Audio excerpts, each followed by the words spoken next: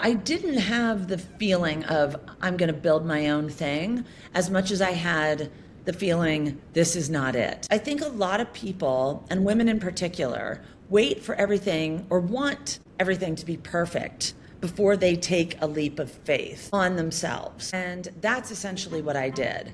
I didn't have plan B all sorted and ready to go. And, this is amazing. I was really in a place of like, you know what? This is just not working for me anymore. I am not seeing eye to eye with this strategy, with the next steps, and it's time for me to go.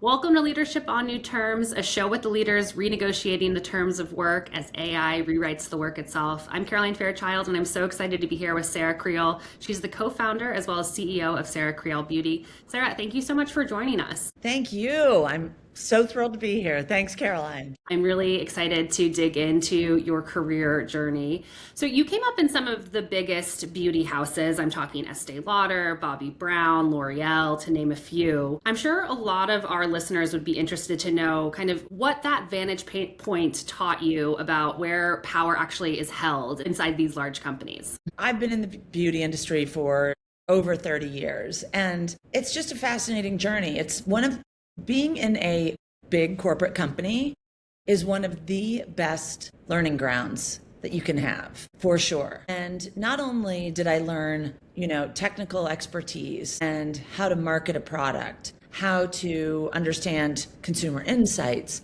things like that, but to your point, who holds the power and who makes the real decisions, right? And that funnel, it's opposite of like a consumer funnel, which goes like this, right? Top of the funnel, and then the consumer makes the decision.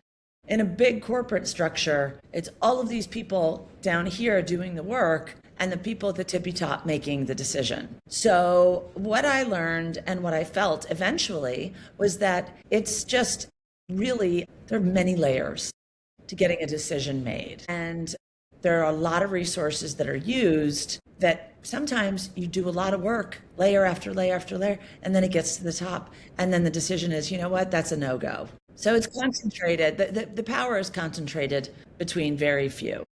And you mentioned, that is how the structure for power is in these large corporations. But a lot of these are not just large corporations. These are legacy corporations that have been around for a very long period of time. Is there anything about working for institutions that have been around for such a long time that kind of double clicks into that theory that you have about power, or maybe even shifts it? I just think they're more entrenched in the way that they name successors, the type of successors that are acceptable. A lot of these big companies are family owned or family run, even at the big board level. So they are more likely to hire from inside, which, can be a great thing. But it can also, when you really need to really do a step change in a big organization like that, is it always the wisest thing? And so I think we've seen some of that happening, in the beauty landscape in the last couple of years, where the decisions being made maybe are the comfortable ones, but maybe not the best ones. And you certainly had a front row seat to a lot of those changes. And when we originally spoke, you described that there was a turning point in your career as a point where you were kind of doing double the work. You still were carrying a VP title, but you were watching the recognition as well as the promotions kind of go in the opposite direction. Yeah. When did I'm going to build my own thing come into your decision-making process? I didn't have the feeling of I'm going to build my own thing as much as I had the feeling this is not it. And, I say that because I feel like it's the truth, first of all, and it's fair because I think a lot of people, and women in particular, wait for everything or want everything to be perfect before they take a leap of faith on themselves. And that's essentially what I did. I didn't have plan B all sorted and ready to go. And, this is amazing. I was really in a place of like, you know what? This is just not working for me anymore. I am not seeing eye to eye with this strategy, with the next steps, and it's time for me to go. And that happened in a couple of situations. I think you referred to it as, risking it for a biscuit, or risk it for a biscuit is what you called it. Yeah. Yeah. Said that to me, and I was like, at the time when I was leaving Estee Lauder, and I left there to build Victoria Beckham Beauty with Victoria as an independent company. And somebody was like, "Oh, really? You're going to risk it for a biscuit?" And I thought, yeah, I am. I am, because I didn't think it was really a risk in that moment. I mean, obviously it was a risk. It was not an Estee Lauder company's. It was nothing at the time. But I had such strong conviction that it was going to be successful and that I was going to be able to make it successful. I had my own conviction. And as I've gotten older, I have more and more and more relied on that. Absolutely. So Victoria Beckham Beauty may have not felt like a risk, but did Sarah Creal Beauty feel like a risk? Yes, yes, that did. That definitely did. Because the difference was really having investors at Victoria Beckham Beauty who were the ones with the money versus putting my own money in. And, I tried to get investment for Sarah Creal Beauty, and I knew the stats. Like, I knew the stats from Forbes of how much of capital, expenditure goes into female founded companies versus male founded companies. Do you know these stats, Caroline? I don't know if you do, but Absolutely. Yeah.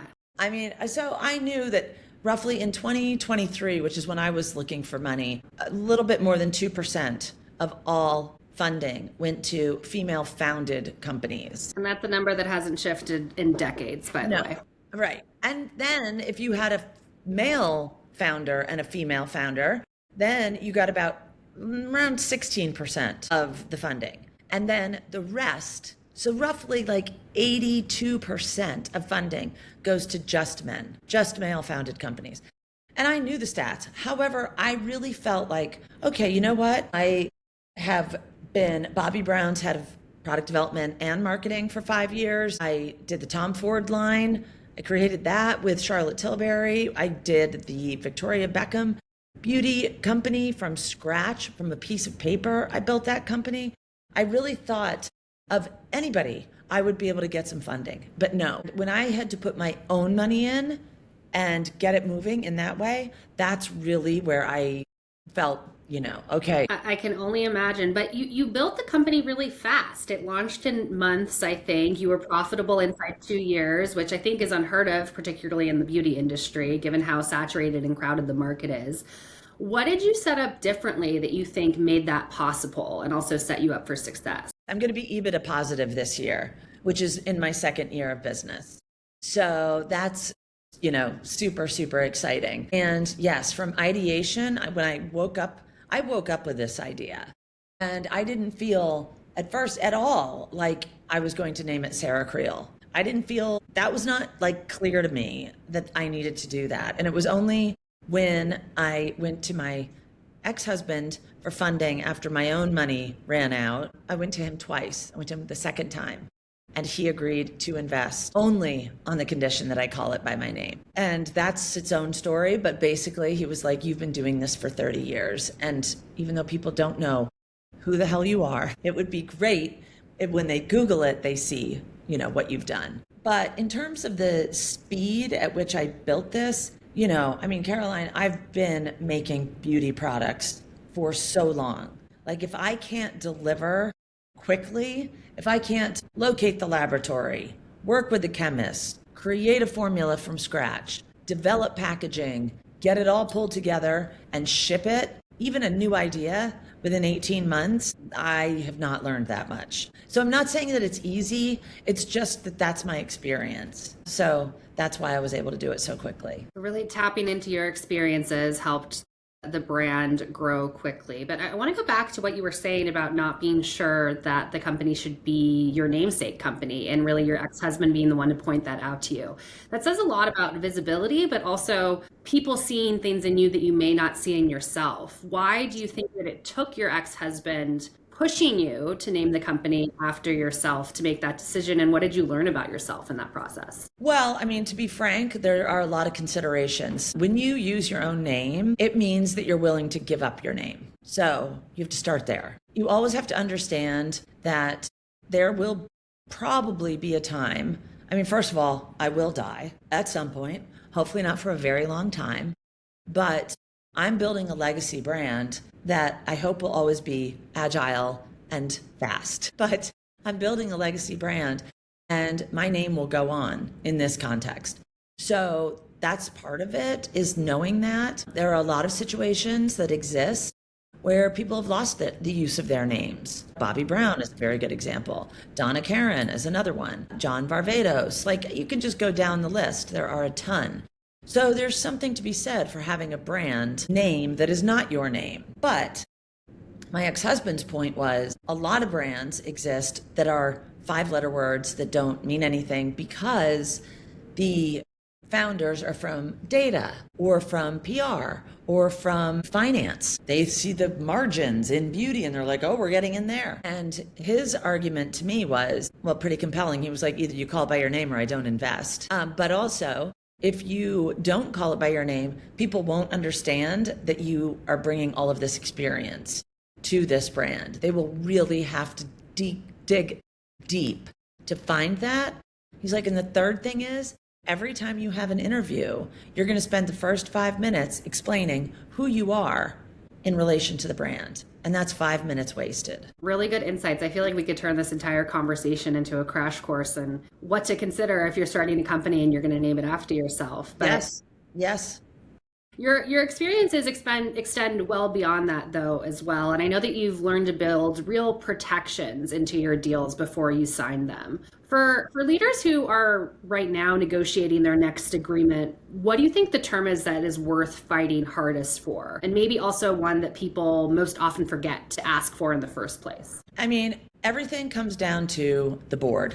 The board is God. The board makes all the decisions, and you need to make sure every time you negotiate an investor coming on that you are increasing your board seat as a founder, your number of board seats as a founder versus who's coming on. So that is something that you really need to pay attention to. There's also the reality of, do you own more than 50% of the company? Now, that's not a hard and fast rule. You can separate economic control from percentage. You can. And there are certain things called like super votes. So maybe you only have 2 votes, but those votes actually count for 10 votes each. That's a super vote. So that is something to consider, but it's a very hard thing to negotiate because that can scare off investors who ultimately are looking, most of them, to control your company. So it's a really, I just don't think there's enough conversation about the real push and pull between an investor and a founder. It's like we all want to get along, but we do have slightly different agendas. And that's okay, but everybody kind of needs to understand that these are different agendas. Yeah, what you're really talking about here is just this tension between ownership and investment, right? Do you want to maintain ownership of something or do you want more money? As you were navigating this, building your own brand, were there any true norths that you were following while making these decisions? Yes. I mean, first of all, when offered capital, which is the position that I'm lucky enough to be in now, okay?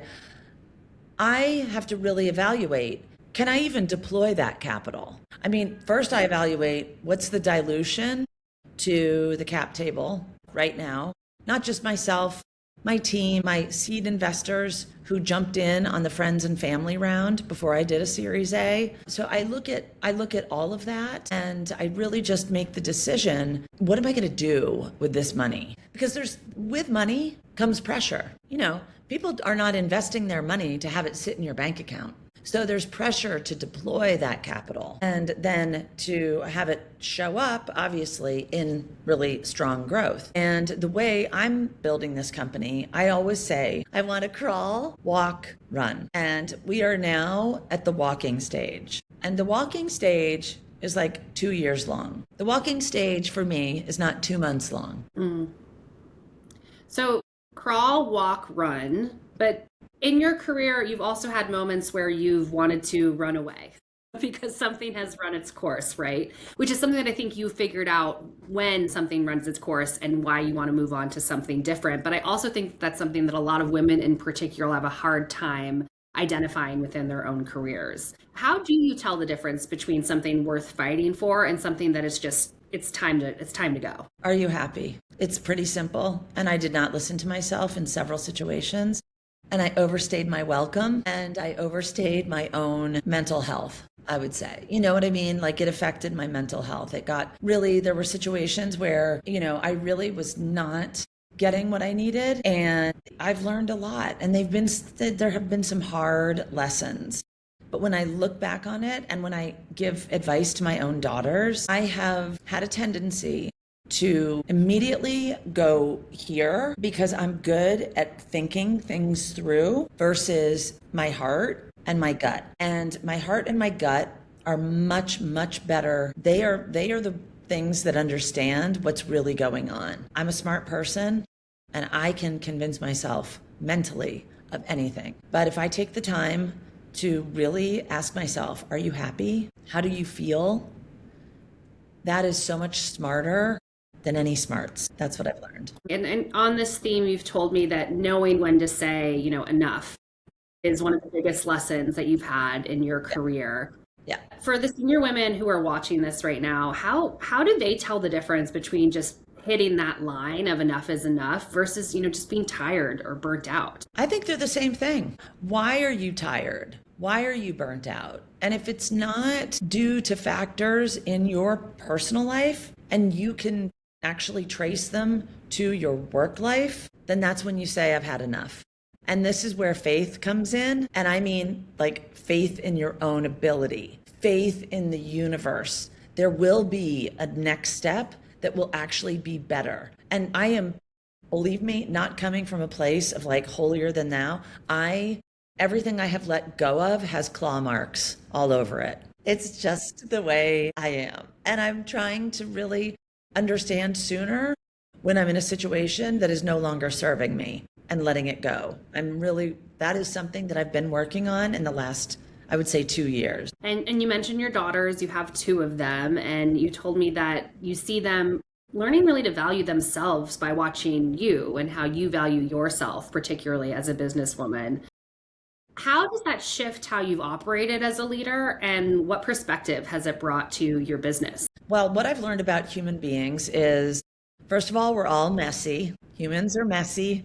They just are. We've got a lot of stuff going on. But the most important thing that I can do as a leader is do what I say and then say what I will do. And just those 2 things. And that's how I run my life pretty much in general. Because what I learned pretty early on with my daughters, and I've taken this into my work life, is that you can tell people anything you want. None of it really matters if you yourself aren't doing the thing that you're saying. It's all that do as I say, not as I do.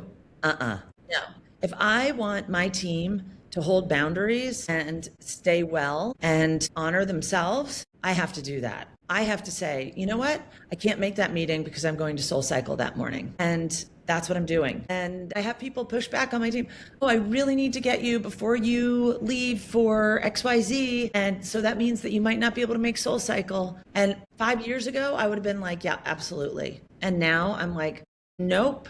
You're just going to have to find another time on my calendar somehow, some way. And what you're talking about is really this chasm that we all see right now in terms of how working women are depicted, particularly CEOs and women in the C-suite. It's either you're a stay-at-home mom who doesn't have a job, or you're the lean-in version where you are saying yes to every meeting and you are saying no to nothing, and there's really no in between. And what you're describing is really figuring out how to operate in that between, which no one really talks about, honestly. What lives in that gap that you wish more women in power would just say out loud when speaking to their careers and how they navigate that? Well, I think first of all, we have to understand that as women, we are coming from like the underdog position. And that's just a fact. So of course, I mean, it's the Fred Astaire, Ginger Rogers situation. It still is. They're like, when she said, I did everything he did, just in heels and backwards. That is what women are still doing. So part of not talking about it has been defense against where women are. This is just the reality of women in the workplace. We go back several steps the minute that we have babies in a corporate culture. There are real ramifications to actually talking about it. I have the privilege, Caroline, to talk about this because I own my own company. And I don't give a shit. I don't give a shit because I own it and I'm running it and I'm doing it the way I want to do it. But that's why I have the freedom to say, you know what? I'm going to SoulCycle. I'm not hitting this meeting. I'm talking about it because I want to be an example for women. I want to build a world, and this is what my brand does. I want to build a world that I want to live in. And this is the world I want to live in, where, yeah, I'm calling the shots. Number one. And number two, I'm elevating women as much as I possibly can. What you're describing, this just reality that we all live in, that women are the underdogs, they are coming from behind in the business world. That is leading a lot of senior women to kind of rethink what counts as risk right now in their careers, whether it's, building power and where that power really is. Do you do it inside one company where the ground can shift underneath you? We're seeing a lot of that right now in the economy with where the labor market is. Or do you just bet on yourself and build something on your own terms? From where you sit, what's the riskier choice right now? Betting on an employer or betting on yourself? There are a lot of things to consider. Neither one is easy. And what I also say to my daughters all the time, I'm like, just let's be clear. Work is work. It doesn't matter where you're working. And that's one thing that I will say that I think a lot of people get wrong. They think that working in a company feels more secure and, like in a big corporate culture, feels more secure and is maybe less work. And I would argue, other than being a founder, which is definitely more work, if you're working at a company, period, work is work. So then you just have to have the self-knowledge of what is it that really gets me going? Do I like to wear a lot of hats? Do I like to pass the baton back and forth very quickly? Then maybe you want to be in a startup. Am I interested in having a steep learning curve? Maybe you want to be in a startup. No, that scares the shit out of me. Maybe you want to be in a big company. Absolutely. Yeah. Work is work, but self-knowledge is crucial to choosing the right career path for you. Yes. Sarah, this has been such a wonderful conversation. I feel like I've learned so much in the short time that we've had together. Before I let you go, this is a question that I ask of all of the guests on my show. What is one term of your old corporate roles that you will just never accept again? Say fear culture. I emphasize this a lot in my own company. I am a fan of psychological safety. So that's number one. And part of that is having the desire for my team to challenge me, tell me no. And it's not easy. I mean, I'm not saying that I am there yet. I am really, really working on this because this is what I truly want. I don't want people to be scared of going against what I think we should be doing.